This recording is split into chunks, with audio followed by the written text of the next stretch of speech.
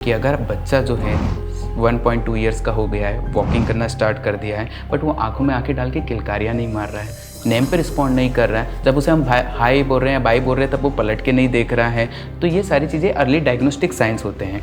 Parent जो होते हैं इन सिम्टम्स से भी अगर ना समझ पाएँ तो फिर और क्या तरीके हो सकते हैं इसको समझने की कि ये ऑटिज़म की तरफ बढ़ने वाली चीज़ है। सर यूजुअली हमारे पास जितने केस आते हैं हम लोग पूरा फैमिली चार्ट या फैमिली डायग्राम्स डिसाइड करते हैं कि आपका फर्स्ट बेबी है कि सेकंड बेबी है। तो जिनका फर्स्ट बेबी नॉर्मल है उनका सेकंड बेबी में इशू है, जिनका फर्स्ट बेबी में इशू है उनका सेकंड बेबी नॉर्मल है। पेरेंट के अंदर भी ये कहीं ना कहीं केमिकल लोचा जिसको बोलना चाहिए हो सकता है, जिसके चलते बच्चों में ये डिसऑर्डर आता है। घर में पोछा लगाना है, खिड़की साफ करनी है सर, सामान बिखेर दिया बच्चे से जमवाना है, बच्चों को बोल दिया टेबल के ऊपर कटोरी रखी वो लेके आना है सर, बच्चा बोल दो ये फैन ऑफ करना है। तो ऐसे छोटे छोटे काम हैं जो बच्चों को सिखाए जा सकते हैं घर पे।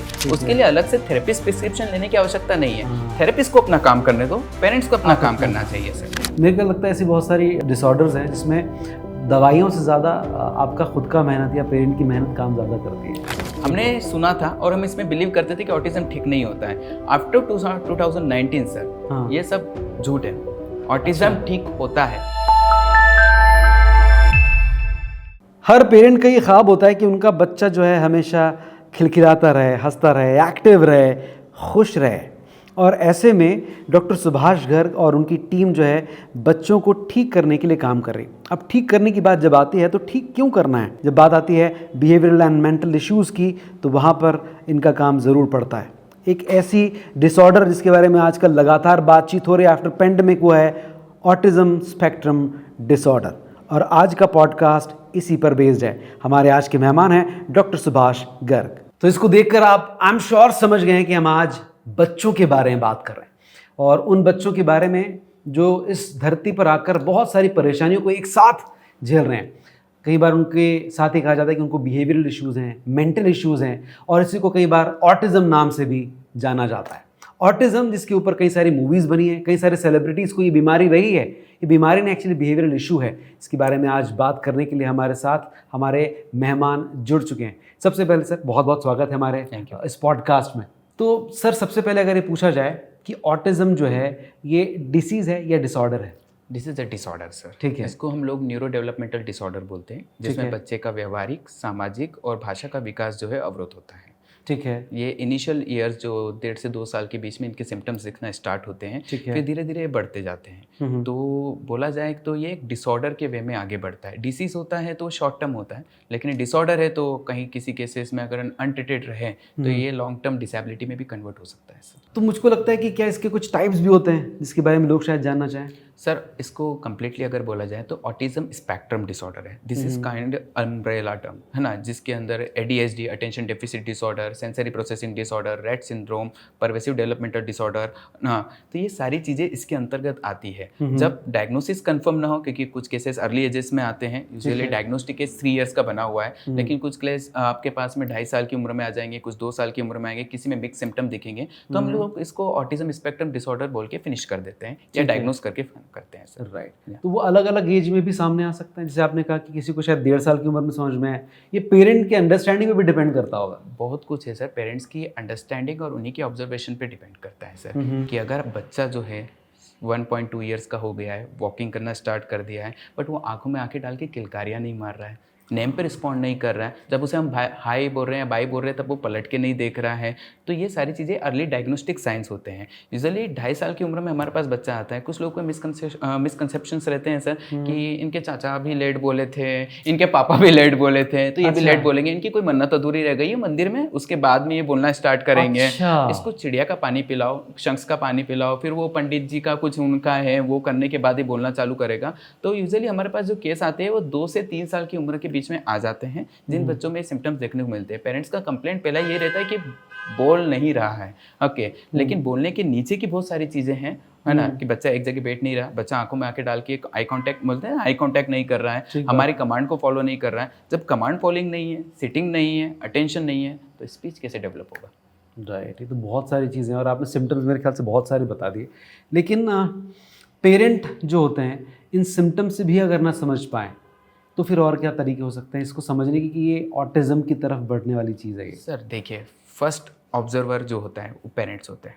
बच्चे के साथ क्या हो रहा है, छोटा बच्चा, उसे तो पता ही नहीं कि क्या चल रहा उसे है, नहीं सारी पता, उसे चीज़ें नहीं हैं। पता तो फर्स्ट ऑब्जर्वर पेरेंट्स होता है। यूजुअली घर में कोई एक व्यक्ति समझदार होता है जो इन चीज़ों को भाप लेता है कि ये कुछ गलत जा रहा है मेरे बच्चे के साथ में। वो डिस्कस करते हैं फैमिली मेम्बर्स के साथ में, लेकिन इशू कहाँ आता है, एक्सेप्टेंस का। अरे नहीं, ये थोड़ी होगा, ऐसा थोड़ी होता है, कर लेगा, सारी चीज़ें होगी। देन फिर वो डिनाइल मोड से फिर वो एक्सेप्टेंस मोड पे हमारे पास आते हैं। फिर हम लोग उनकी काउंसलिंग करते हैं। कुछ चेकलिस्ट होती है, जैसे Indian scale of assessment autism, MCHAT वगैरह करते हैं, और सेंसरी प्रोफाइल करके हम ये पता लगाने की कोशिश करते हैं कि ये ऑटिज्म के दायरे में आता है कि नहीं आता है। अगर आता है तो डिसीज़ का सिवेरिटी कितना है, प्रोफाउंड है, माइल्ड है, मॉडरेट है, सीवियर है, या फिर अभी इसमें ट्रेट्स दिख रहे हैं, डिसीज़ आगे बढ़ेगा। तो फर्स्ट ऑब्जर्वर पेरेंट्स ही होते हैं सर। सबसे पहले ऑब्जर्व पेरेंट्स ही करते हैं सर। ठीक है, तो पेरेंट के अंदर भी ये कहीं ना कहीं केमिकल लोचा जिसको बोलना चाहिए हो सकता है, जिसके चलते बच्चों में ये डिसऑर्डर आता है? ऐसी स्टडीज़ तो नहीं है, लेकिन ऐसा बोला गया है कि जेनेटिक इन्वॉल्वमेंट जिन बच्चों का रहता है कि किसी के फैमिली में अगर पहले कोई केस रहा है मेंटल हेल्थ रिलेटेड, तो पॉसिबिलिटीज़ बनती है सर। बट ऐसी कोई स्टडी नहीं है कि जहाँ पेरेंट्स में केमिकल लोचा है तो बच्चे के अंदर आया है। Exact cause still unknown. 2 ही कॉज हैं अभी जो आइडेंटिफाई करते हैं हम लोग, जेनेटिक और एनवायरमेंटल। कॉज नहीं बोलेंगे, रिस्पेक्टर बोलेंगे सर, रिस्पेक्टर बोलेंगे। ठीक है, एक मिथ है शायद ये कि अगर किसी पेरेंट के एक बच्चे में ये डिसऑर्डर है तो दूसरे के अंदर पॉसिबिलिटी है कि हो सकता है। इसकी पॉसिबिलिटी सर 10% है, सिर्फ 10% है। इसलिए हमारे पास जितने केस आते हैं हम लोग पूरा फैमिली चार्ट या फैमिली डायग्राम्स डिसाइड करते हैं कि आपका फर्स्ट बेबी है कि सेकंड बेबी है। तो जिनका फर्स्ट बेबी नॉर्मल है उनके सेकंड बेबी में इशू है, जिनका फर्स्ट बेबी में इशू है उनका सेकंड बेबी नॉर्मल है। Yes sir. तो ऐसा कुछ वो नहीं है कि एक बच्चा को अगर प्रॉब्लम है तो दूसरे बच्चे में आएगा। Definitely genetic counselling is required, but ऐसा मैंडेटरी या ऐसा कोई वो नहीं है कि फर्स्ट बच्चे के बाद में। हाँ, पेरेंट्स डर भी जाते हैं कि पहले बच्चे को परेशानी है तो हम दूसरा बच्चा कंसीव करें या ना करें। तो मैं उन्हें सजेस्ट करता हूँ कि आप एक काम करें, जेनेटिक काउंसलिंग करा लें टेंशन फ्री होने के लिए। फिर भी इस चीज़ का कोई डायग्नोस्टिक नहीं है, प्री डायग्नोस्टिक, कि आपको ऐसा हो जाएगा कि इस बच्चे को ऑटिज्म नहीं होगा, ऐसा कोई श्योरली नहीं बोल सकता। मतलब कोई भी मदर के जब पेट में बच्चा है तो ये कंफर्म करना मुश्किल है कि इसको ऑटिस्टिक तो नहीं होगा। कोई सिंड्रोम होगा तो वो आइडेंटिफाई हो जाना है, काइंड ऑफ कि डाउन सिंड्रोम है या अदर कोई बोलना विलियम सिंड्रोम वगैरह है, क्योंकि उसमें हार्डवेयर चेंजेस, बच्चे के ऑर्गन्स रिलेटेड चेंजेस नोट हो जाते हैं, जिसको टारगेट स्कैन बोलते हैं। एक डबल मार्कर टेस्ट होता है, उसमें भी आइडेंटिफाई हो जाता है कि रिस्क फैक्टर कितना है। तो ये सिंड्रोम रिलेटेड अगर ऑटिज्म होता है कि सिंड्रोम के साथ में, तो वो आइडेंटिफाई हो जाएगा। अदरवाइज ऐसा कोई डायग्नोस्टिक टूल नहीं बना कि सर बच्चों को बोलते हैं ना गर्भ के दौरान ही पता कर सके कि ऑटिज्म है। सर ये तो सब बाहर की चीज़ें हैं, क्योंकि ऑटिज्म के अंदर अगर हम बोले हमारा ब्रेन है ना, तो ये हार्डवेयर हो गया। तो हार्डवेयर स्ट्रक्चर में कोई इशू ही नहीं है, या प्रोसेस जो है या परेशानी जो है वो सॉफ्टवेयर में है सर। तो और सॉफ्टवेयर में क्या प्रोसेस नहीं कर पा रहा, जो कमांड आप तुरंत ले रहे हैं वो बच्चा 10 सेकंड में ले रहा है, 20 सेकंड में ले रहा है, या तो ब्रेन तक वो जा ही नहीं रहा, पहुंच ही नहीं पा रहा है। तो इस सॉफ्टवेयर इश्यूज को डायग्नोस करने के लिए तो ऐसे अभी टूल्स बन रहे हैं या डायग्नोस्टिक हो रहे हैं सर। आई थिंक इसी में और रिसर्चेस चल रही है और होना भी चाहिए, क्योंकि नाउ डेज 1 in 35 चाइल्ड, ये एम्स का स्टडी है, मेरा नहीं है सर। एम्स 2024 में एम्स ने स्टडी निकाला है कि 1 in 35 चाइल्ड कि एक बच्चे को ऑटिज्म के सिम्टम्स हो सकते हैं। तो आप ये मान लीजिए कि आज का है तो आने वाले जिस हिसाब से पॉपुलेशंस बढ़ रही है, एनवायरमेंट्स के जो पॉल्यूशंस बढ़ रहे हैं, हमारी जो लाइफ स्टाइल्स है या जेनेटिक म्यूटेशन जो रेडिएशन की वजह से हो रहा है ना, तो आगे केस कहाँ जाके रुकेंगे हम नहीं पता। अच्छा, अगर हम देखें लॉकडाउन के दौरान या उसके बाद ये ऑटिज्म के जो केसेस हैं वो बहुत ज़्यादा बढ़ गए। ये मैंने भी अपने आसपास ऑब्जर्व किया। क्या रीज़न रहा है इसके पीछे? इसका तो हम लोगों ने खुद ऑब्जर्व किया था। हम लोग 8 से 10 केसेस देखते थे, वो एकदम से बूम होके बिफोर द कोविड है ना, वो पता नहीं कहाँ जाके रुक रहे हैं, हमें भी नहीं पता वो क्या ओपीडीज में आते हैं। कोविड के बाद केसेस बढ़ने के 2 रीजंस रहे। एक तो हो गया सर सोशल आइसोलेशन, घर के अंदर बच्चा कैद हो गया, फैमिली कैद हो गई है ना। दूसरा, जब बच्चा कैद हुआ, फिजिकल एक्टिविटी अवरोध हुई, उसके बाद में क्या हुआ, एक्सेसिव स्क्रीन टाइम हुआ। तो एक्सेसिव स्क्रीन टाइम के कारण बच्चा एक लूप में चला गया। उसी लूप में अब वो राइम्स गा रहा है, मम्मा पापा ABCD वगैरह वाली जो राइम्स होती है, कोकोमेलन चल रहा है, लेकिन अपने नाम को आइडेंटिफाई नहीं कर पा रहा। ओके है ना, वो सब कुछ बता रहा है, A for Apple, B for ball, सारी चीजें कर रहा है, लेकिन हम उसे बोल रहे हैं कि बेटा इधर आके बताओ पापा कौन है, वो नहीं बता पा रहा। तो वो अल्फाबेट्स आइडेंटिफाई कर रहा है लेकिन पेरेंट्स को आइडेंटिफाई नहीं कर रहा है। तो हमारे मालवा में कहावत है चाले चढ़ना सर, एक जो बोलते हैं ना कि ये बच्चा एक ही कार्य को बार बार करने नहीं देना चाहिए। तो कोविड के दौरान एक्सेसिव स्क्रीन टाइम के कारण बच्चों ने या तो एक ही कंटेंट को बार बार देखा या फिर वो कंटेंट को स्वाइप करते गए। इससे उनके अटेंशन स्पान्स में चेंज हुए, न्यूरोकेमिकल्स चेंजेस हुए और साथ में ऑटिज्म स्पेक्ट्रम की जो बोलना चाहिए कि प्रोबेबिलिटी बढ़ी। दूसरा रीजन ये भी हो सकता है कोविड के बाद बढ़ने का कि पेरेंट्स घर पे रहे, उन्होंने ऑब्जर्व किया कि यार बच्चे के साथ में कुछ इश्यूज हैं। तो कोविड के बाद में जब लॉकडाउन फ्री हुआ तो फिर हमारे पास केसेस नोटेड होना ज्यादा स्टार्ट हुए सर। अवेयरनेस बढ़ी, सोशल मीडिया इन्फ्लुएंसर तो है ही नहीं सर, तो उन्होंने ये बता दिया कि ऑटिज्म स्पेक्ट्रम क्या होता है और उससे पेरेंट्स को डायग्नोस्टिक करने में या डायग्नोसिस करने में हेल्प मिली सर। ठीक। बहुत सारे पेरेंट की लाइफस्टाइल भी क्या एक रिस्क फैक्टर हो सकता है, जैसे स्मोकिंग, ड्रिंकिंग, क्या ये भी ऑटिज्म का एक रीज़न हो सकता है या रिस्क फैक्टर हो सकता है बच्चों में? ड्यूरिंग द प्रेगनेंसी अगर ये सारी चीज़ें हैं तो ये रिस्क फैक्टर में हम काउंट करते हैं। 3 स्टेजेस होती है, pre natal, perinatal, post natal. Pre जब बच्चा माँ के पेट में हो तो माँ ने क्या करना है, स्मोकिंग नहीं करना है, ड्रिंकिंग नहीं करना है, हैप्पी रहना है, स्ट्रेस नहीं लेना है, साथ ही साथ में ऐसी कोई ड्रग्स वगैरह नहीं लेना है जो बच्चे को अफेक्ट करे। तो वो डॉक्टर से कंसल्ट करके, यूजुअली डॉक्टर देते ही देते हैं, बट अपनी मर्जी से कुछ नहीं करना है। आफ्टर द जब डिलीवरी हो रहा हो तो बच्चा समय पे रोया है कि नहीं रोया है, बच्चे ने ब्रेस्ट फीड प्रॉपर किया है कि नहीं किया है, बच्चे ने कोई जॉइंटिस या पीलिया जो होता है वो दिमाग के अंदर तो नहीं चला गया, हाँ, बच्चा जो है प्री मैच्योर तो नहीं हुआ है, बच्चे का बर्थ वेट कम तो नहीं है। ये सारी चीजें जो रहती है वो रिस्क फैक्टर में हम लोग काउंट करते हैं सर। तो बोला जाए तो पेरेंट्स का लाइफ स्टाइल जो है वो रिस्क फैक्टर में काउंट नहीं होगा, लेकिन जो at the time of the pregnancy mother अगर स्ट्रेस में है या मदर के साथ में कुछ इश्यूज है, अदर मेडिकल इश्यूज है, तो वो रिस्क फैक्टर में हम लोग काउंट करते हैं। अच्छा, जैसे आपने कहा कि मदर खुश रहे, अच्छा खाए, ये तो इम्पोर्टेंट चीज़ें होती हैं हमेशा भी, और यही शायद गर्भवेदा भी हमेशा से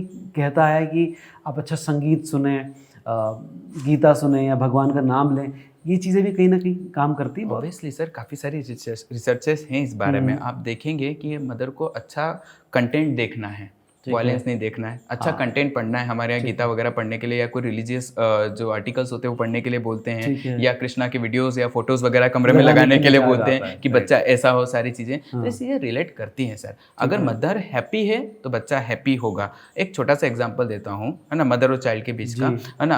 अगर बच्चा हुआ है, छोटा है, बच्चा रो रहा है तो मदर के ब्रेस्ट से फीड अपने आप निकलना चालू हो जाता है। This is a emotional reaction between the child and mother sir. तो आप ये समझे कि अगर मदर हैप्पी है तो बच्चे के अंदर भी अच्छे हार्मोन्स बनेंगे, मदर अगर स्ट्रेस में है तो बच्चे के अंदर भी हार्मोनल रेगुलेशन वैसे ही होगा सर। वाइस वर्सा, दोनों चीजें दोनों कनेक्टेड है ना सर। ठीक बात है।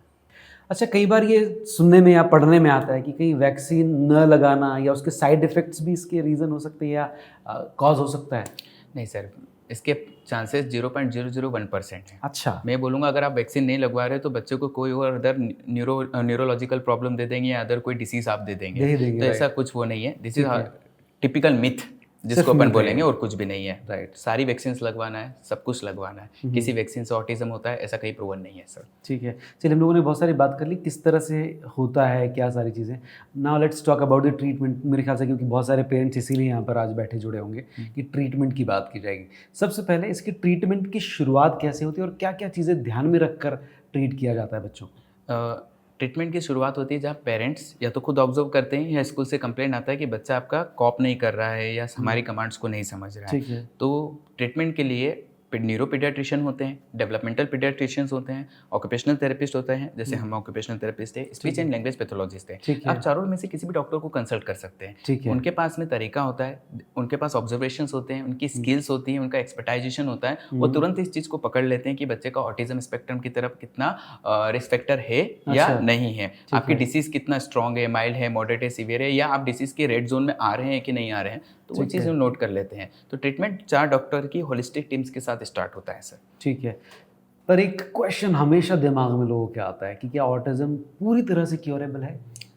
अगर आप पूछ रहे हैं तो मैं जब तक देखता हूँ मैं बिलीव नहीं करता हूँ सर। एक मेरी पर्सनालिटी ऐसा है कि मैं जब तक नहीं देखा बिलीव नहीं करता हूँ। तो 2015 to 19 सर हमने सुना था और हम इसमें बिलीव करते थे कि ऑटिज्म ठीक नहीं होता है। आफ्टर 2019 सर ये सब झूठ है।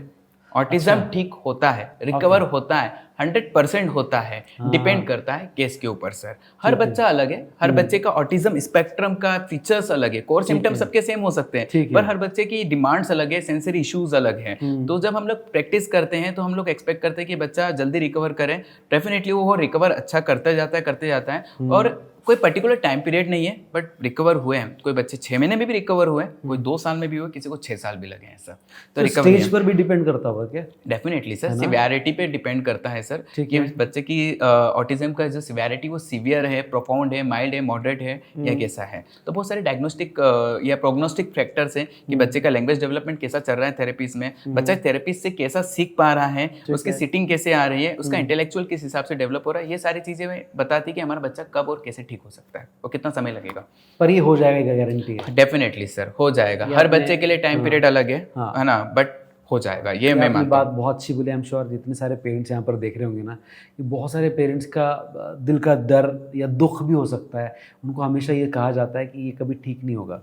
मैं अपने आसपास के बहुत सारे बच्चों को देखता हूँ जिनके साथ ये प्रॉब्लम कभी रही है, तो उनको ये कहा गया हमेशा कि अब ये ऐसा ही रहेगा, ये अब ठीक नहीं हो सकता। तो आई एम श्योर ये आपने जो शब्द कहे हैं ये उनको बहुत ऊर्जा देने वाले हैं। सर देखिए, early intervention is always good. जितना जल्दी आप डिसीज को पकड़ोगे उतना जल्दी डिसऑर्डर पे आप वर्क करना स्टार्ट होगा, है ना। ठीक है, तो प्रिवेंटिव अप्रोच पहले हम लोग अपनाते हैं, देन फिर क्यूरेटिव अप्रोच पे हम लोग वर्क करना स्टार्ट करते हैं। जितना जल्दी बच्चा हमारे पास आएगा उतना वो डिसऑर्डर को हम लोग कम करने की तरफ देखेंगे, फिर उसने जो डैमेज किया है उसे हम रिकवर करने की तरफ देखेंगे। अब बच्चा आ रहा है हमारे पास 5-6 साल की उम्र में, तो फिर हम लोग के पास करने के लिए बहुत ज्यादा कुछ रह नहीं जाता है सर। ओके, तो अर्ली इंटरवेंशन इन चीजों में रिक्वायर्ड होता है सर। और जिन बच्चों की अर्ली थेरेपी स्टार्ट हुई है तो उस बच्चे ने अच्छा रिकवर किया है, अच्छा इंप्रूवमेंट शो किया है सर। इम्प्रूवमेंट की जब आपने बात की ना, तो मेरे को एक चीज़ सामने आती है, अल्बर्ट आइंस्टाइन का नाम। उनको ऑटिज्म था, है ना। अभिषेक बच्चन को ऑटिज्म था, ऐसे बहुत सारे बड़े बड़े नाम भी हैं शायद। तो ये क्या अलग अलग स्टेज पे रहे होंगे और किस तरह से ये क्यों रहा है, थोड़ा सा एक बार इस बारे में बात कर सकते हैं? सर इनकी स्टेजेस जो हैं ना, जैसे अल्बर्ट आइंस्टाइन की आप जो बात कर रहे हैं, इन्हें एस्पर्जर सिंड्रोम था। इन्हें इसको हाई फंक्शनिंग ऑटिज्म में रहते हैं, जहाँ पे जो बच्चा रहता है उसका इंटेलेक्चुअल हाई रहता है, लेकिन उसकी पर्सनालिटी जो रहती है वो सोशल आइसोलेशन पे बिलीव करता है, खुद में खोया रहना, एक ही जगह पे फोकस करना। तो आइंस्टाइन साहब का जो फोकस था, अटेंशन स्पान था, उन्होंने रिसर्चेस में लगाया, बहुत बड़े वैज्ञानिक बने सर। हमारे अभिषेक बच्चन साहब को ADHD था, attention deficit hyper active disorder, जिसमें एकाग्रता की कमी होती है। जब एकाग्रता की कमी होगी तो हाइपर एक्टिविटी तो साथ में गिफ्ट आता है। तो उनकी एनर्जी को ट्रांसफर करके वो आज एक सक्सेसफुल लाइफ जी रहे हैं सर, और एक रोल मॉडल बने हुए हैं सर। ठीक है, ऐसे कोई आपके पास भी केसेस हैं ऐसे सक्सेस स्टोरीज जो आप आज पेरेंट को बताना चाहेंगे? डेफिनेटली सर, मतलब मैं प्राउडली बोलता हूँ कि वो बच्चा मेरे पास आया और ठीक होके गया। ऐसा नहीं कि बहुत सारे क्लिनिक्स वगैरह भी चल रहे हैं, वहाँ भी ठीक होते हैं, बट मैंने जो लाइव देखा है सर, कि एक बच्चा आया है ना, उसके साथ में ना स्पीच डेवलपमेंट है, ना वो नेम को रिस्पॉन्ड कर रहा है, सेल्फ प्ले में लगा हुआ है, ऑब्सेस्ड है, माल अडॉप्टिव बिहेवियर से गुस्सा कर रहा है, जिद कर रहा है। पेरेंट्स लिटरली वरीड, भोपाल के पेरेंट्स थे, है ना, उनके फादर मुंबई में कहीं काम करते थे, मदर अकेली थी, सारी चीज़ें हैं।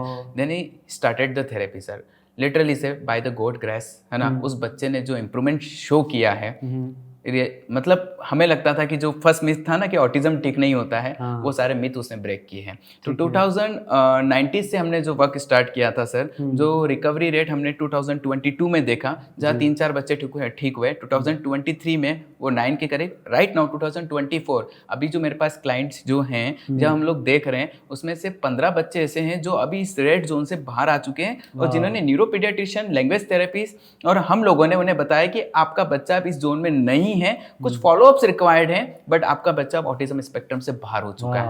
ये चीजें हैं सर। तो इसमें पेरेंट्स का बहुत बोलते हैं ना सर, हेल्पफुल, या बोलते हैं कि पेरेंट्स का बहुत बड़ा योगदान रहता है सर हम लोगों के साथ में सर।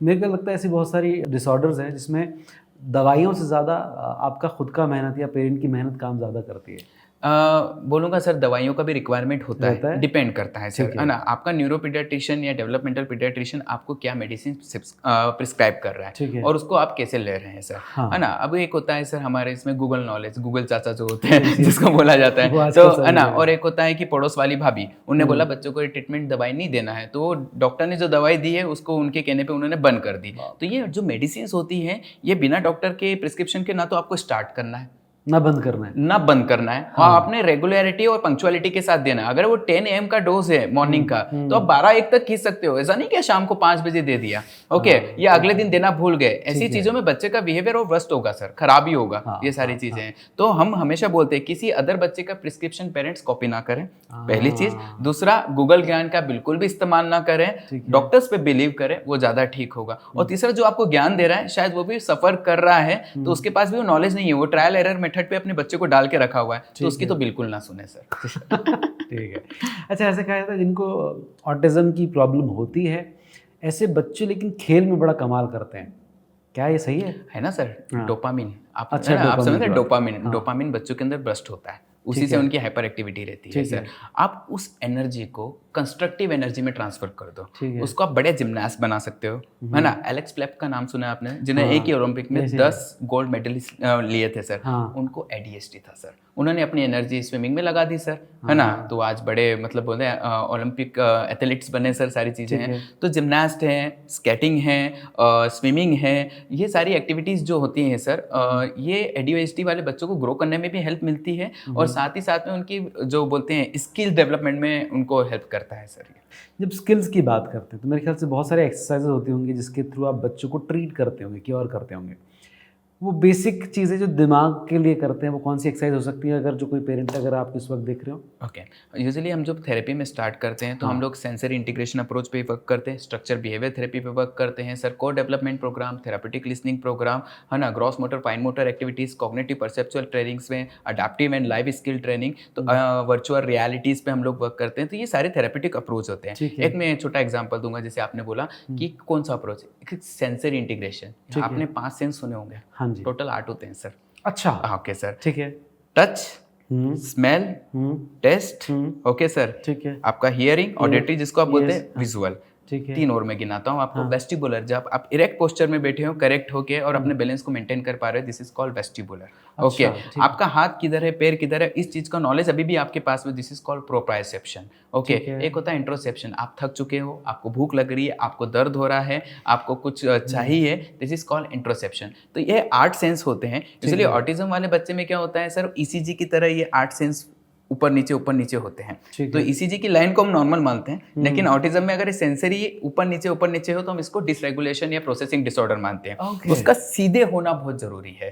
तो हम लोग जब ट्रीटमेंट में लेते हैं तो बच्चे को एनालाइज करते हैं कि इसके कौन से सेंस में परेशानी है जो इसको अफेक्ट कर रहा है, इसके अटेंशन स्पान को या इसके बिहेवियर को अफेक्ट कर रहा है। तो उस सेंस पे हम लोग वर्क करना स्टार्ट करते हैं और उसको नॉर्मलाइज करने की तरफ देखते हैं सर। ओके, तो ये किस तरह से आप टेस्ट करते हैं? There is kind of machine जिसके थ्रू होता है क्या? नहीं सर, ये मशीन्स नहीं होती, क्योंकि फिर मैं बोलूंगा this is a software issues, तो उसमें कुछ भी नहीं, अपडेट एंड रिफ्रेश करना है, चेक करें कि मशीन अभी नहीं है। कोई भी ऐसा डायग्नोस्टिक टूल नहीं है जो बच्चे के ऑटिज्म को पता कर सके।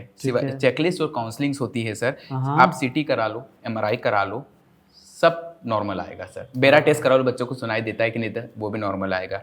कुछ केसेस में जेनेटिक म्यूटेशन देखने को मिलता है जब हम जीन स्टडी कराते हैं, जिसको हम बोलते हैं क्रोमोसोमल मेटा एनालिसिस या होल एक्सोमेन सीक्वेंसिंग। तो वहाँ म्यूटेशन देखने को मिलता है, इसके अलावा कोई और फाइंडिंग्स नहीं होती। एक टेस्ट और है जो हर पेरेंट्स को कराना चाहिए, इलेक्ट्रोइंसेफेलोग्राम, इसको बोलेंगे EEG या स्लीप स्टडी। ये कब कराया जाता है सर? ये आप कभी भी करा सकते हैं अपने न्यूरोपीडियाट्रिशियन से बात करके, क्योंकि कितनी बार बच्चों के अंदर एब्सेंस सीजर होते हैं। सीजर मतलब बोल रहे हैं छोटी छोटी मिर्गी के दौरे आते हैं, है ना, वो पता भी नहीं चलते। कितनी बार ऐसे आंख बंद होकर चले जाएंगे, कितने बच्चे में रॉकिंग और शेकिंग के साथ आते हैं जो टिपिकल मिर्गी वाले रहते हैं। कितनी बार बच्चे को हंसते हंसते सीजर्स आ जाते हैं, वो भी पता नहीं चलता। तो ये सीजर एक्टिविटी जो रहती है बच्चे के डेवलपमेंट को पीछे कर देती है। जो हमने थेरेपी में वर्क किया वो बच्चा भूल जाना है।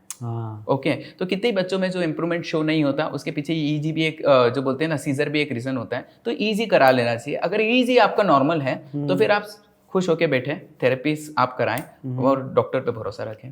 सो अगर ऑटिस्टिक बच्चा है, कई बार ADHD होती है, बहुत एक्टिव, भागना दौड़ना है सारे, ऐसे बच्चों को अगर शांत करना है क्या प्रोसेस होगी? तो शांत करने के लिए पहले ये जानना जरूरी है कि उसको क्या ट्रिगर कर रहा है। ठीक है, पहले, ठीक है। सेकंड, उसका थेरेपी चल रहा है कि नहीं चल रहा है। बिना थेरेपी के तो आप शांत नहीं कर सकता, है ना। थर्ड, जो घर पे इस तरीके के इश्यूज आते हैं कि बच्चा रो रहा है, चिल्ला रहा है, मार रहा है या सेल्फ खुद को इंजर्ड कर रहा है, सारी चीज़ें हैं, तो हम लोग बोलते हैं कि उसका ट्रिगर फैक्टर क्या रहा है। क्या बच्चे की डिमांडिंग बिहेवियर में है, कि उसे कुछ चीज़ चाहिए थी, आपने नहीं नहीं दी, दी। है ना, उसे किसी चीज़ से इरिटेशन हो रहा है या कोई मेडिकल हेल्थ रिलेटेड इश्यूज़ है या गट रिलेटेड प्रॉब्लम है या उसका स्लीप पैटर्न में कुछ चेंज हुआ है, तो हम लोग वो करने की तरफ बोलते हैं। नहीं, अगर बोलते हैं ना समथिंग नॉट स्पेसिफिक, तो हम लोग बोलते हैं डीप प्रेशर एक्सरसाइज की तरफ हम फोकस करते हैं। जब बच्चों को टाइटली हक दीजिए, है ना, उसके हाथ और पैर पे थोड़ा सा मसाज कर दीजिए, एक थेरेपी बॉल होता है उससे आप कंप्रेस कर दीजिए, उसे डाइवर्ट कर दीजिए फिजिकल एक्टिविटी की, चलो बच्चा हम बाहर नेचुरल एनवायरनमेंट में रन करके आएंगे, घूम के आएंगे, या उसे फेवरेट टॉयज जो है वो आप दे दीजिए। कुछ विजिटिंग टॉयज होते हैं ना सर जो स्क्वीज करने वाले होते हैं, जो हमें बड़े जो बचपन में अच्छे लगते थे, है ना, आप हक कर सके, स्क्वीज कर सके, जो ग्लिटर्स बॉल आती है ना, तो और या फिजिटिंग वाले जो अपने आते हैं, वो टॉयज आप उन्हें देके थोड़ा रिलैक्स कर सकते हैं, काम कर सकते हैं। देखिए, जब भी ये इश्यूज होते हैं तो वहाँ 3 चीजें करना है। ट्रिगर फैक्टर को आइडेंटिफाई करना है। आपने ट्रिगर अगर पता चल गया कि बच्चा अटेंशन सीख करने के लिए आपका ऐसा कर रहा है, कितनी बार ऐसा भी होता है, आपने इग्नोर करना है, अवॉइड करना है और समथिंग डाइवर्ट करना है। ये चीज़ें पेरेंटिंग स्किल्स इसमें बहुत सारा वर्क करती है सर। चीज़ें क्या पुअर पेरेंटिंग भी एक बहुत बड़ा रिस्क फैक्टर हो सकता है ऑटिज्म के लिए? इसको 2 पार्ट में डिवाइड करेंगे। ठीक है। पहली बात सर, कोई पेरेंट्स ये नहीं चाहता कि उसके बच्चे को ऑटिज्म स्पेक्ट्रम डिसऑर्डर हो, है ना, और उसका बच्चा जो है लाइफ लॉन्ग किसी परेशानी में जूझे। बहुत इमोशनल वे में आपसे बात कर रहा हूँ। मैं भी मेरा भी एक बेटा है, तो मैं कदा सोच ही नहीं सकता उस बारे में जो पेरेंट्स फील करते हैं। तो मैं इसको पुअर पेरेंटिंग नहीं बोलूंगा, लैक ऑफ पेरेंटिंग बोलूंगा सर। यह बोलेंगे कि वो पर्टिकुलर टाइम अपने बच्चों को नहीं दे पा रहे हैं। शायद एक बड़ा फैक्टर ये है क्योंकि फादर है जो 9 to 4 9 to 9 वर्क कर रहे हैं, मदर है जो दिन भर उस बच्चे के साथ जूझ रही है, उनका भी एक मेंटल हेल्थ होता है। तो वो क्या करते हैं सर, बच्चों पे थोड़ा इग्नोर कर दिया या खुद का काम करने के लिए उन्होंने स्क्रीन में एडिक्ट कर दिया या उसको सेल्फ प्ले में करने दे रहे हैं। तो ये पुअर पेरेंटिंग नहीं बोलूंगा, बिजी लाइफ स्टाइल की वजह से बच्चों के अंदर ये फीचर्स देखने को मिलते हैं। जब हम बच्चे को मोबाइल पकड़ा देना, अपने किसी और फ़ोन पर बात कर रहे हैं या अपने घर पर पहुंचने के बाद भी काम में लगे होना, ये पुअर पेरेंटिंग में आता है कई बार कि आप घर पहुंचने के बाद भी आप घर के नहीं हैं। आप किसके लिए काम कर रहे हो, पहले आपको सोचना जरूरी है। ठीक बात। आप जो सुबह से लेके रात तक किसके लिए काम कर रहे हैं, है ना, वो बच्चे के लिए कर रहे हैं। तो आपने 1 घंटा तो आप निकाल सकते हो। दूसरा, जब हम बात करते हैं डिजिटल डिटॉक्सिफिकेशन की, तो वो पेरेंट्स को होना चाहिए। उस बच्चे को ये नहीं पता कि ये जो डिवाइस है मेरे लिए पॉजिटिव है या नेगेटिव है, उसके लिए तो अफीम है सर, उसको तो नहीं मिल रही है, तो वो पगला रहा है कि मेरे को क्या करना है, मैं मम्मा को कैसे परेशान करूँ, पापा को कैसे परेशान करूँ कि वो मुझे परेशान होकर बोल देते इसका रोना चुप करा दो और इसको स्क्रीन दे दो, वो मोबाइल दे दो। उसे समझ में आता कि अरे रोने से स्क्रीन मिलता है, अब मुझे क्या करना है कि मुझे रोना है। और ये सिचुएशन कहाँ बनती है, जब मदर फादर दोनों काम पर होते हैं या दोनों कुछ डिस्कशन कर रहे होते हैं या किसी सोशल प्लेस पे हो, तो वहाँ बच्चा अपना बिहेवियर शो करेगा। क्या होगा, ऐसा फैलेगा, तो फिर पेरेंट्स को लगता है कि यार इसे मोबाइल देना ही पड़ेगा। और फिर हमारे पास आते हैं पेरेंट्स, बोलते हैं सर देना ही पड़ता है, क्या करो। तो सर पुअर पेरेंटिंग नहीं बोलेंगे, पेरेंट्स को इस बारे में ट्रेन होने की आवश्यकता है। पहली चीज, बच्चे के रोने पे विशेष ध्यान नहीं देना है सर। और हाँ बिल्कुल सर, आपने देखते हैं ना, छोटा बच्चा है, अगर उसे रोने पे कोई चीज मिल रहा है तो उसे समझ में आएगा कि यही ऐसे करने पे ये आइटम मिलता है, तो वो क्या करेगा, उसके बिहेवियर में अडॉप्ट कर लेगा, हर चीज वो रो रो के बोलेगा। तो आपने डिमांड तो पूरी करनी है, पर वो रोने पे नहीं करनी है। किसी बार रेंडमली कर लो यार। स्क्रीन का हेल्दी भी यूज तो हो सकता है ना सर, जरूरी थोड़ी कि बच्चे को पकड़ा दिया, वो स्वाइप कर रहा है, एक ही कंटेंट को बार बार देख रहा है। या बढ़िया फैमिली वीडियोस लगाएं, है ना, बढ़िया सोशल स्टोरीज उसमें चलने दें। बहुत सारे एजुकेशनल ऐप्स है sir, hand writing related puzzles वगैरह है, वो बच्चे को करा सकते हैं सर, उससे भी तो बच्चे का कॉग्निटिव डेवलपमेंट होगा। तो ये पेरेंट्स को समझने की आवश्यकता है कि किस डिवाइस का हमें कैसे उपयोग करना है और कैसे बच्चे से उपयोग कराना है। उस बच्चे को बिल्कुल भी नहीं पता कि क्या सही है क्या गलत है, तो डिसिप्लिन बच्चे को नहीं करना है, पेरेंट्स ने खुद डिसिप्लिन होना है सर। एक चीज़ और दिमाग में आती है, क्योंकि आपने मोबाइल को लेकर इतनी सारी बात की, मेरे बहुत सारे दोस्त हैं जिनके साथ ये प्रॉब्लम रही है।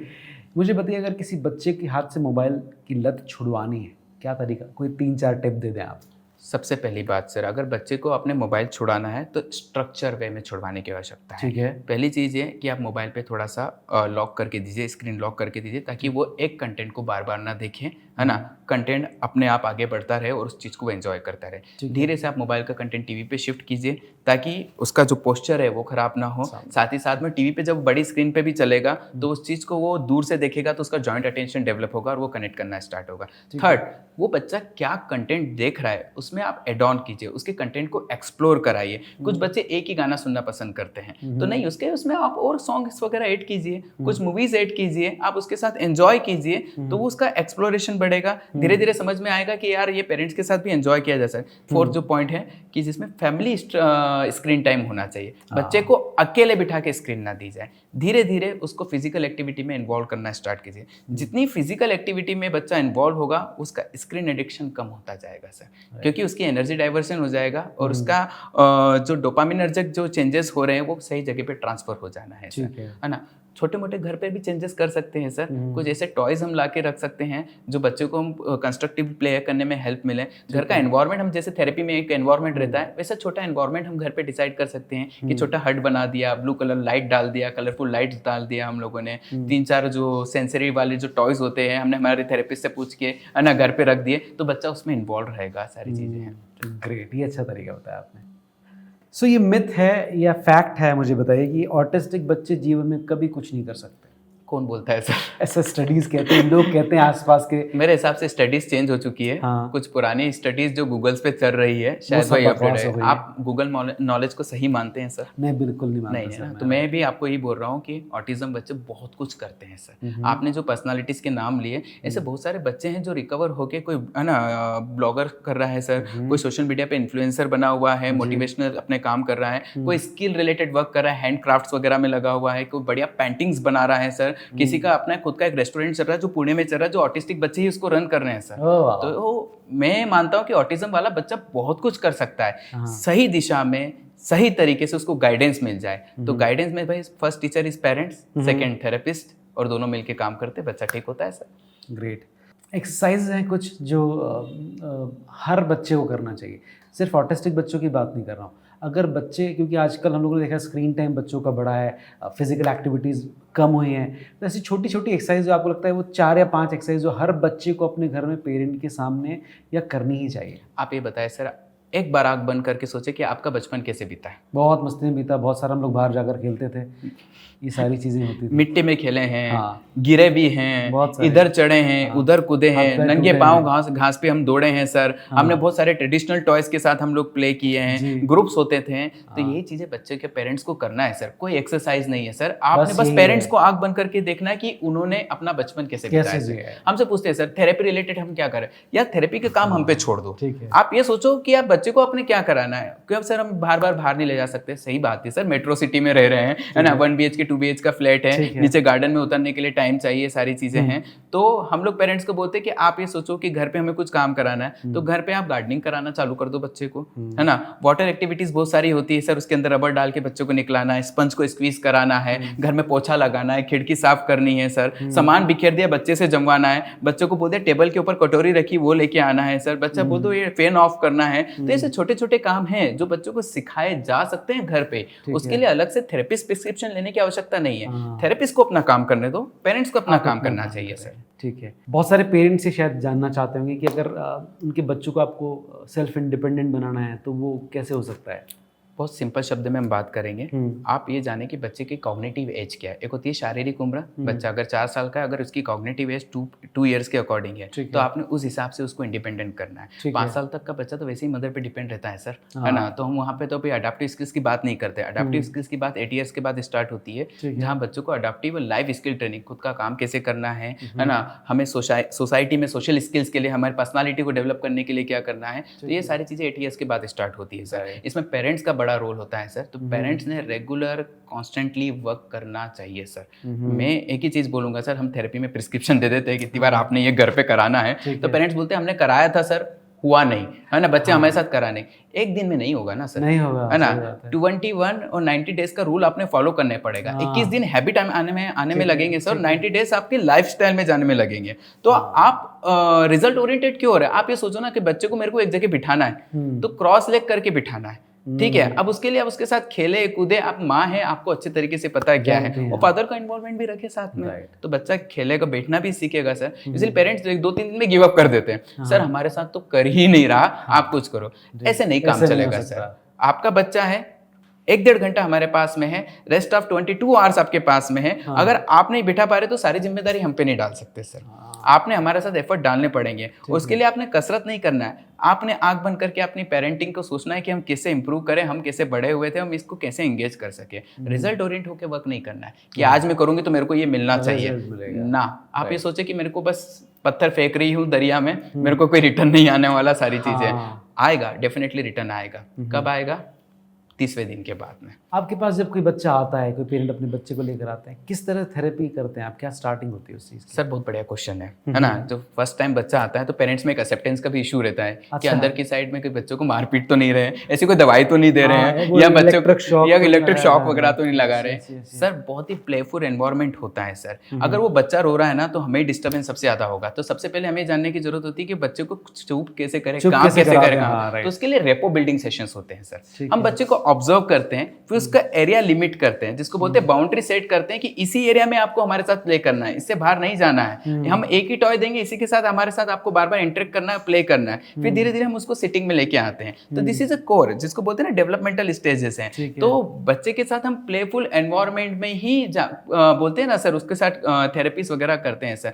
डराने के लिए हमारी आवाज ही काफी है सर, है ना। मारपीट करके, डरा धमका के अगर बच्चों को ठीक करना होता तो पेरेंट्स घर पे कभी का कर चुके होते सर। ये काम थेरेपिस्ट का नहीं है सर। थेरेपिस्ट हंसी खुशी में काम करता है सर, और बच्चों के परफॉर्मेंस को निकलाता है। अगर बच्चा डिस्टर्ब है फॉर एनी रीजन, थेरेपी में उसे कोई चीज पसंद नहीं आई है, सारी चीजें हैं, तो वो काम डाउन करने की स्किल्स भी हमारे पास में है। वो सारी चीजें हम लोग करते हैं सर। तो मैं बोलूंगा कि रोने से डरना नहीं है। अगर बच्चा रो भी रहा है तो उसे शांत कराने के तरीके भी जो है वो हमारे पास हैं और हम लोग करते हैं। तो जब बच्चा पहली बार सेशन में आता है तो रेपो बिल्डिंग पे हम फोकस करते हैं। फिर अटेंशन के स्टेजेस होती है सर। अटेंशन डेवलपिंग जो बोलते हैं ग्रैब, पहले हम बच्चे का अटेंशन ग्रैब करेंगे, फिर हम बच्चे का अटेंशन डेवलप करेंगे, फिर टर्न टेकिंग की आपका टर्न अब आएगा जो स्कूल रिलेटेड होता है, वो हम उस पर जाएंगे। और फोर्थ स्टेज जिसको हम बोलते हैं कि अटेंशन स्पान को सस्टेन करना, ये 4 स्टेप पे वर्क करेंगे और चारों स्टेप में थोड़ा सा टाइम लगता है सर। ठीक है, पर ये हो जाते हैं सर। ठीक है, ऐसे बहुत सारे लोग होते हैं सर जो अपने बच्चों की इस प्रॉब्लम को प्रॉब्लम नहीं मानते, और वो कुछ दैवी शक्तियों की इच्छा की पूर्ति ना होना और बतानी बहुत सारी चीज़, इसलिए झूला छाप डॉक्टरों के पास भी कई बार इस तरह के बच्चों को लेकर जाया जाता है। इस पे आप क्या कहना चाहेंगे? एक शब्द यूज करूंगा, है ना, दवा के साथ दुआ की भी जरूरत होती है ना। आप सब करो, ठीक है, थेरेपिस्ट बन ना करो। पहली बात, किससे थेरेपी करवानी है आपको सबसे ज्यादा जरूरी है कि वो रजिस्टर्ड थेरेपी से, जिसने अपने 8 साल जीवन के ऑटिज्म स्पेक्ट्रम क्या होता है ब्रेन को समझने के लिए दिए, जहाँ वो 1 साल का सर्टिफिकेट यूट्यूब वगैरह से कहीं से करके आ गए, उसके पास अब बच्चे को भेज रहे हैं सर। एक एग्जाम्पल देता हूँ सर, आप काफी सारे एड्स देखते हैं, एडवर्टाइजमेंट आप देखते हैं कि जिसमें ये गोली खाइए आपका वजन अब तुरंत कम हो जाएगा, होता भी है, पर उसके साइड इफेक्ट कब मिलेंगे आपको? 6 महीने के बाद में। ये क्रीम लगाइए आप गोरे हो जाएंगे, तो ये होने के बाद इसके साइड इफेक्ट कब मिलते हैं? 6 मंथ के बाद में। तो उनकी जो थेरेपीज कराने का तरीका होता है वो बहुत ही नॉन प्रोफेशनल होता है सर, और उनके इफेक्ट थोड़ा सा आपको 6-8 महीने तो दिखेंगे, लेकिन बच्चा उसी थेरेपिस्ट को अडॉप्ट कर लेगा और वो जाके वहां रुक जाएगा। उसके बाद में दुनिया का कोई थेरेपिस्ट उस पर वर्क नहीं कर पाएगा, क्योंकि उसने अडॉप्ट कर लेना है। फॉर एग्जाम्पल सर, आपको मैं सिखाऊंगा बाय, तो मेरा तरीका होगा कि मैं लिप्स का इस्तेमाल करना सिखाऊं और आपको हाथ को ऐसे हिलाना सिखाऊं, ओके। लेकिन उनके तरीके से होते हैं ना जो झोला छाप डॉक्टर से, अब झोला छाप थेरेपिस्ट बोलेंगे हम लोग, जिनके पास कोई रजिस्ट्रेशन नहीं है, वो कर रहे हैं, वो सिखाते हैं, बोलो ऐसे बा, तो वो साउंड तो इनिशिएट कर देते हैं, पर बच्चों को साउंड का मतलब ही नहीं पता होता है sir. They are trending like a animal, जिसको मैं बोलूंगा, सॉरी टू से, बहुत ही इमोशनली हम बच्चों के साथ अटैच होते हैं, तो बुरा लगता है सर। एजुकेट करना और ट्रेन करना, दोनों में बहुत फर्क है। मैं ट्रेन करके आपको सीमित चीज सिखा सकता हूँ, पर एजुकेट करके मैं आपको इंडिपेंडेंट कर सकता हूँ सर। तो मैं बच्चों को इंडिपेंडेंट करना है, ट्रेन नहीं करना है। तो झोला छाप डॉक्टर के पास जाएंगे, वो ट्रेन करेगा। थेरेपिस्ट के पास जाएंगे, मेरे पास नहीं कि डॉक्टर सुभाष गर्ग के पास आए तो आपको उन्हीं से कराना है। किसी भी रजिस्टर्ड थेरेपिस्ट जिसका रजिस्ट्रेशन पैरामेडिकल काउंसिल अलाइड में हो या रिहेबिलिटेशन काउंसिल ऑफ इंडिया में हो, आप उसका रजिस्ट्रेशन देखिए, उसके पास थेरेपी कराएं और उसके बाद में आप बैठे और थेरेपिस्ट से अपना नॉलेज लीजिए। ग्रेट, आप कमाल काम कर रहे हैं, लेकिन ऐसे में मेरे ख्याल से ये जिम्मेदारी बहुत सारे दूसरे लोगों की बनती है। इसको बनकर समाज बनता है या मिलकर समाज बनता है। ऐसे में ऑटिस्टिक बच्चे के लिए सोशल एक्सेप्टेंस को बढ़ाने के लिए क्या कुछ करना चाहिए हम सबको मिलके? सबसे पहले हमें एक्सेप्ट करना है, हमें नहीं, बच्चे को नहीं कराना है कि तेरे को प्रॉब्लम है। पेरेंट्स ने एक्सेप्ट करना है कि मेरे बच्चे को प्रॉब्लम है। अगर वो एक्सेप्ट कर लेता है तो दुनिया का या बाहर वाला कोई व्यक्ति ये नहीं बोल पाएगा कि आपका बच्चा ऐसा कर रहा है। आपने खुल के बोलना है, मेरे बच्चे को ऑटिज्म स्पेक्ट्रम डिसऑर्डर है। वो पूछेगा क्यों है, क्या होता है, बोलना जैसे बच्चों को फीवर आता है ना, वैसे इसको ऑटिज्म वाला फीवर है। ओके, वो एक्सेप्ट करना है। जब आप एक्सेप्टेंस में जाते हैं सर, तो फिर आपको दुनिया क्या सोच रही कोई फर्क नहीं पड़ता। कुछ तो लोग कहेंगे सर, लोगों का काम है कहना, है ना। तो एक सोशल एक्सेप्टेंस तब बनेगी जब ऑटिस्टिक बच्चों के पेरेंट्स अपने बच्चों को एक्सेप्ट करेंगे, तो एक कम्युनिटी डेवलप होती है सर। अभी ऐसा कोई स्कूल नहीं है सर इंदौर का जहाँ पे कहीं ऑटिज्म का बच्चा नहीं है उस स्कूल में। हर स्कूल्स में है, हर किसी के घर में है, लेकिन बोलता कोई नहीं है, क्योंकि उन्हें लगता है कि हम बोलेंगे तो हमारे बच्चे के साथ ऑटिज्म का प्रॉब्लम है तो दुनिया क्या सोचेगी। अरे क्या फर्क पड़ता है सर, दुनिया को सोचने दो, ठीक है ना। बट अपने बच्चों को आप एक्सेप्ट करोगे तो आपने आगे क्या करना है वो समझ में आता जाएगा। नहीं तो उसी लूप में घूमते रहेंगे, मेरे साथ ही क्यों हुआ, हमारे बच्चे के साथ ही ऐसा क्यों हुआ। वो बच्चे को हम हीन भावना से देखना स्टार्ट करेंगे। उस बच्चे को चाहिए सपोर्ट। वो सपोर्ट कब मिलेगा, जब मैं मेरी प्रॉब्लम को एक्सेप्ट करूंगा, उसकी समस्याओं को मैं समझूंगा, और जब मैं उसकी समस्या को समझूंगा तो उसको अच्छे तरीके से वर्क कर पाऊंगा और उसे एक इंडिपेंडेंट लाइफ स्टाइल और उसे मैं ठीक कर पाऊंगा सर। ये चीज़ great sir, thank you very much ये सारी बात हमारे साथ शेयर करने के लिए। आई एम श्योर इस पॉडकास्ट के बाद बहुत सारे पेरेंट में एक जोश आएगा कि उनके बच्चे के साथ जो प्रॉब्लम है वो क्योर हो सकती है और आप जैसे डॉक्टर उसको ठीक कर सकते हैं। थैंक यू सर, आपने मुझे इनवाइट किया और इस पॉडकास्ट के थ्रू मैं तो वो बहुत सारे पेरेंट्स तक ये बात पहुंचे कि बच्चों के लिए थेरेपिस्ट जरूरी है, कोई अल्टरनेट वेज नहीं है इस चीज़ को ठीक करने का। डॉक्टर्स पे भरोसा रखिए, दुआ तो काम करती ही करती है, और साथ ही साथ में अपनी मेंटल हेल्थ का भी ध्यान रखिए। अगर पेरेंट्स की मेंटल हेल्थ ठीक रहेगी, खुद के लिए भी समय निकाल के खुद पे वर्क करेंगे तो बच्चे पे भी अच्छे से वर्क कर पाएंगे। एक्सेप्ट करें, अंडरस्टैंड करें, बच्चे से प्यार करें। That's it sir. Great sir, thank you very much sir, thanks a lot.